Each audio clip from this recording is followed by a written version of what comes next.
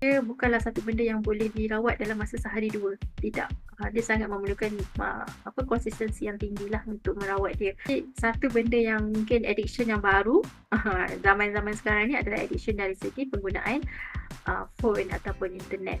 Conference yang saya pernah pergi tu, doktor tu daripada Jepun lah. Dia cakap, sebab satu soalan yang selalu saya dapat daripada parents, macam mana ya anak saya ni duk main telefon je, tak nak belajar.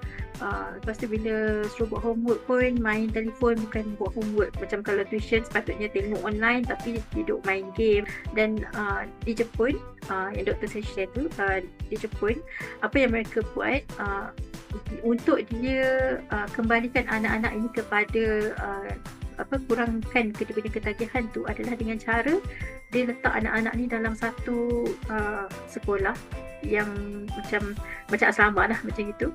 Mungkin tapi perlu diganti aktiviti dia dengan aktiviti lain. Contohnya bercucuk tanam ke, bersenam ke, arts ke. So maksudnya mungkin apa yang kita boleh apply di sini adalah mungkin kita tak adalah nak letak anak kita tu dekat satu tempat yang macam asrama tu, tidak. Tetapi apa yang boleh saya katakan di sini, maksudnya bila parents dia aware yang anak dia ada isu ketagihan ni, kita nak tarik gadget tu daripada anak-anak, kita perlu replace lah. Kena replace dengan sesuatu yang lain.